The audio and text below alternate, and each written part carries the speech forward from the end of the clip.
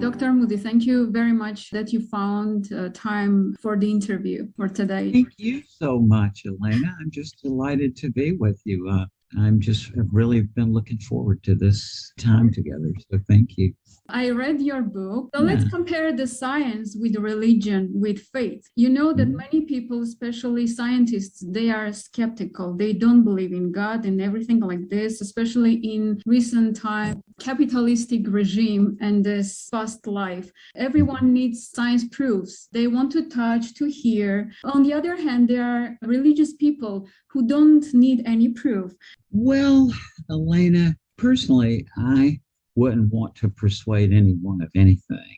I am a medical doctor, psychiatrist, but before that, I went to graduate school in philosophy and got a PhD in philosophy. I was a philosophy professor for a while. And so I think of these things philosophically. And I don't really think that at least in 2022, there is any possibility of proving the existence of God. I got to say, it's very counterintuitive to me, all of this religious stuff, because I was not religious as a kid and still am not religious.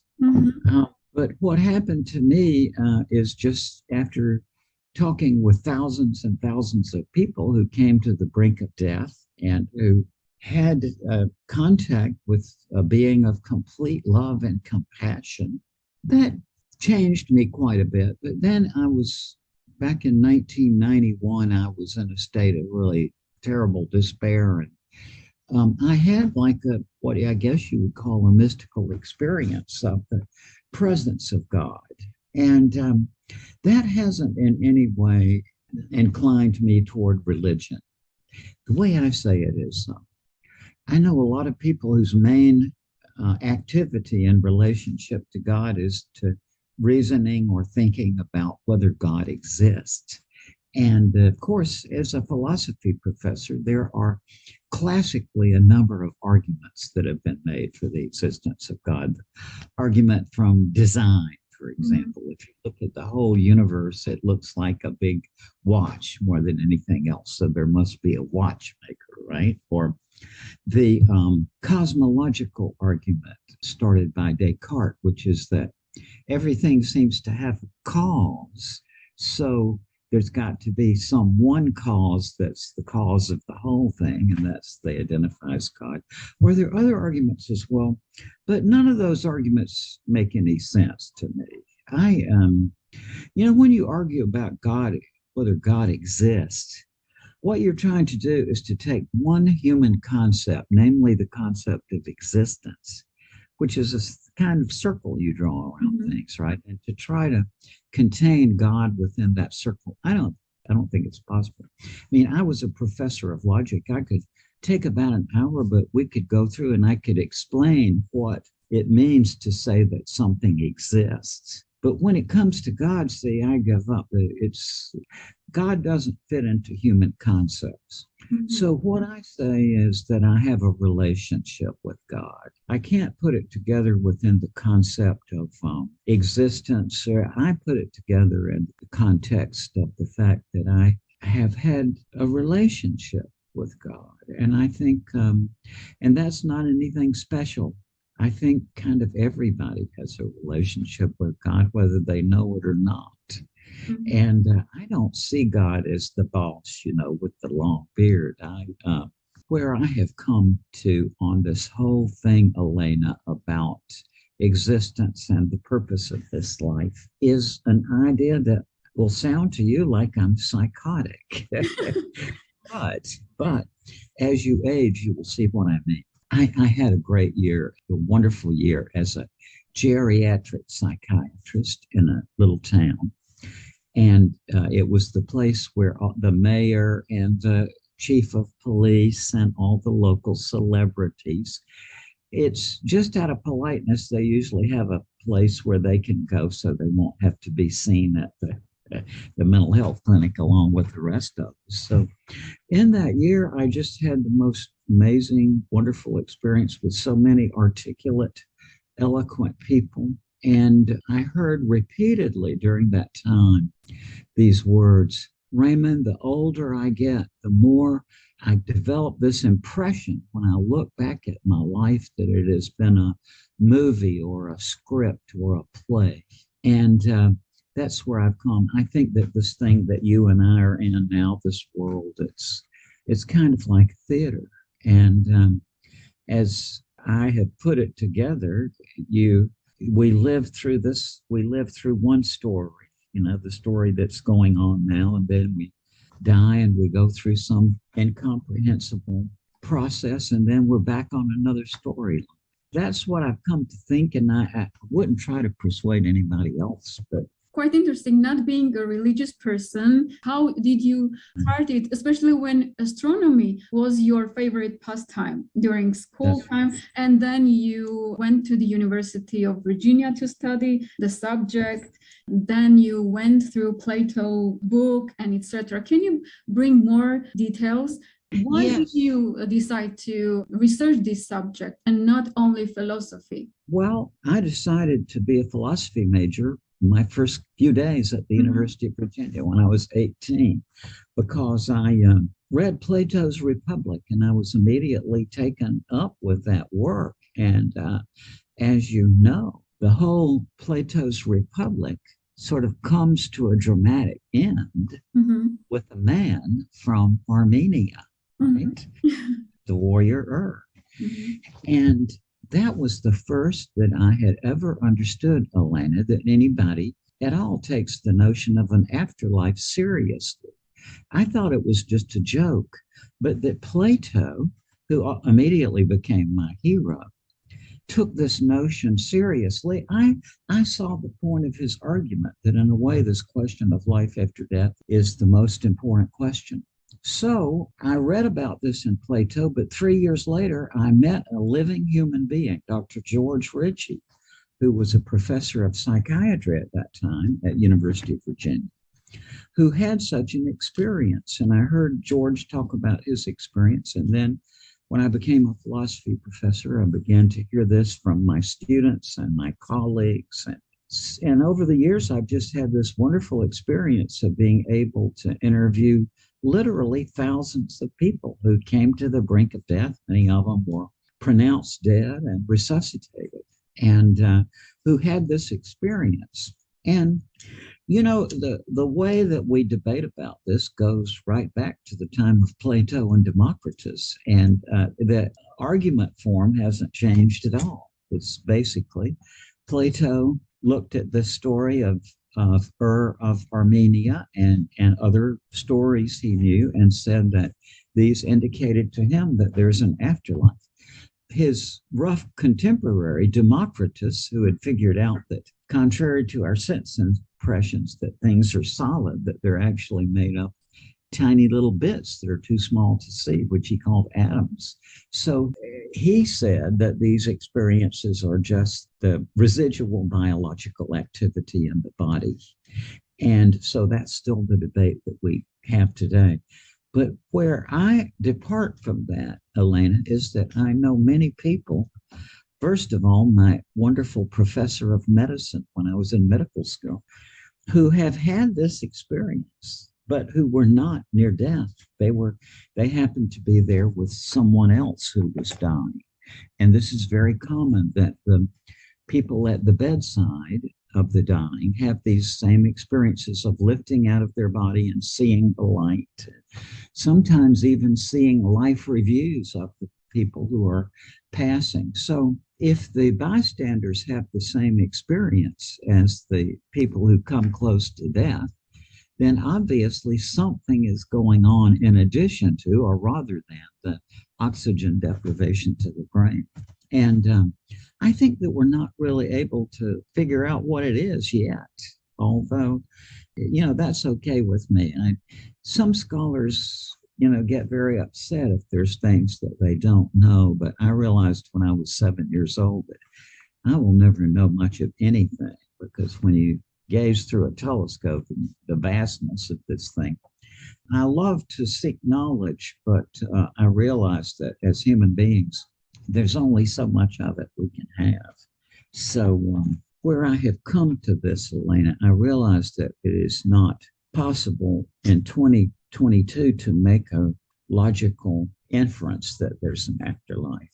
I've reached the point where I just don't know what else to say. I have so many medical colleagues, for example, who've had these experiences. And I ask myself, would I trust these medical friends of mine with my life if I had an injury or illness? And yeah, I would. And yet, so it's hard for me to deny their unanimous opinion, all of my medical friends who've had these experiences, that far from being like a dream, that what they experienced was more real than ordinary reality. So where I have come in my life, I give up.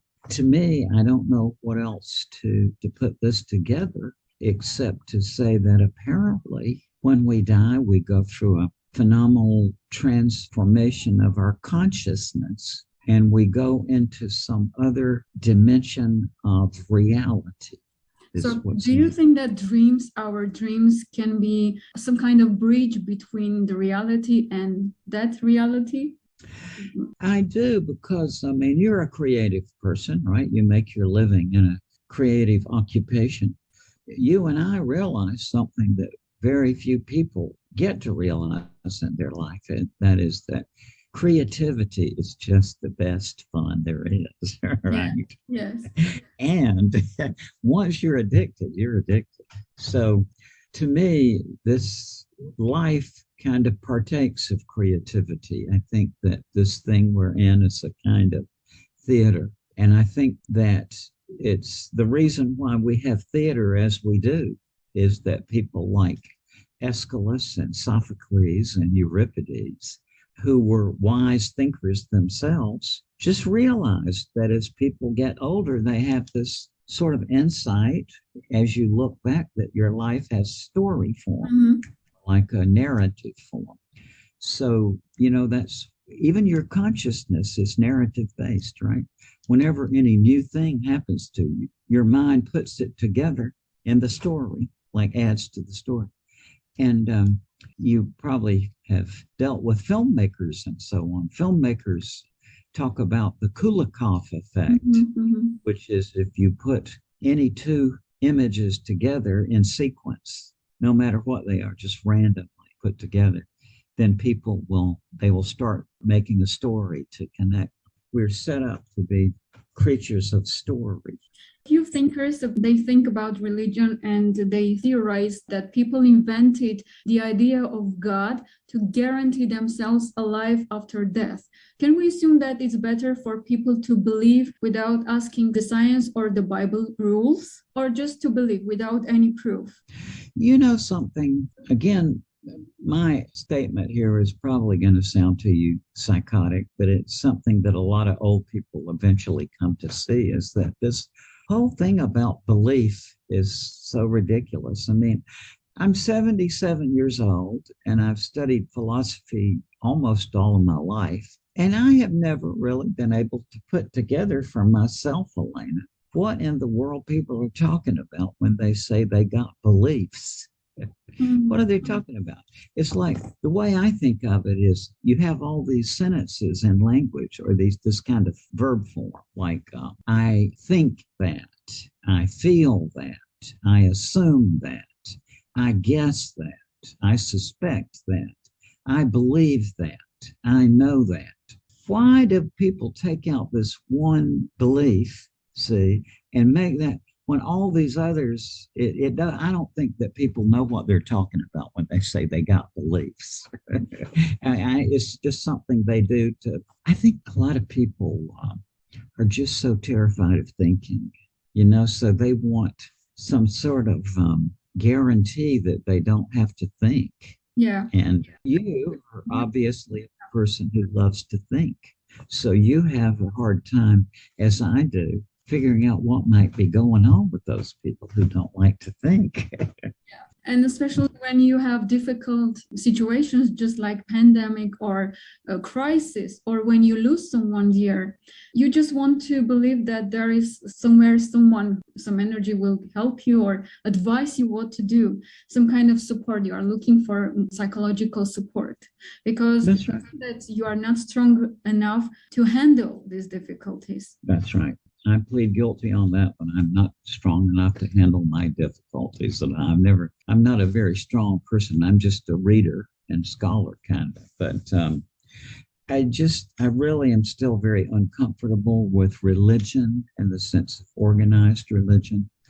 But I think a spiritual life is something different. That's you mentioned consolation, Elena.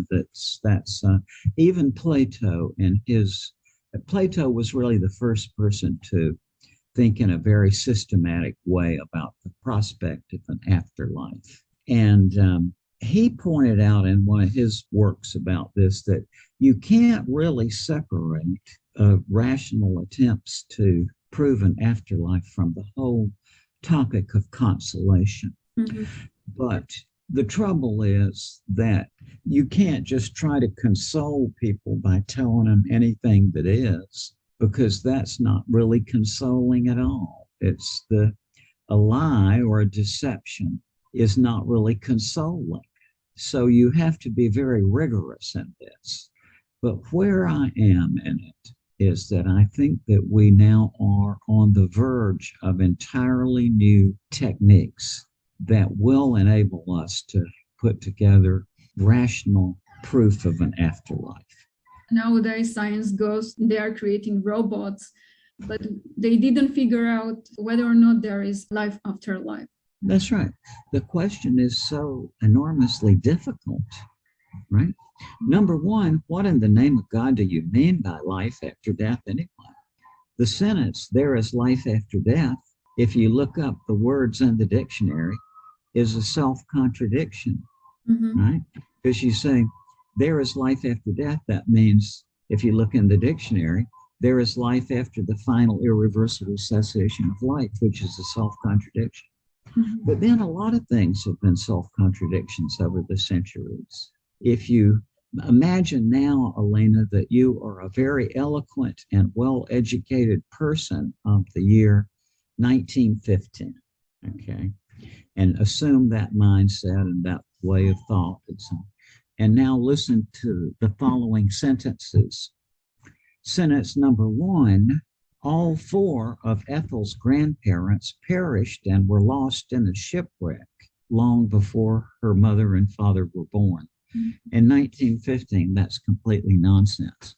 Now, if you add the knowledge that DNA, it has in heredity and the development of gene splicing and cloning, you can see that the scenario could make sense. Or if I say to you, in that 1915 frame of existence, I watched a movie on my phone this morning. Makes no sense. But now, so where I think it's true that the whole notion of an afterlife is unintelligible, but then so were lots of other things unintelligible. I think that is going to be the way out of this, is to learn how to think about things that don't make sense. Mm-hmm. Some scientists explain that there is no such thing as a life after life. When we die fully. And the tunnels seen by people who experience near-death experiences, they are only optical illusions. So many of the phenomena associated with near-death experiences can be biologically explained. For example, the feeling of being dead is not limited to near-death experiences. Patients with walking corpse, for example, syndrome, hold the illusion belief that they are deceased. But this disorder has occurred following trauma, such as during advanced stages of typhoid or multiple sclerosis. And moreover, out-of-body experiences are also known to be common during interrupted sleep patterns that immediately precede sleeping or walking. What would be your explanation or opinion to that point of view? Well, I understand scientism.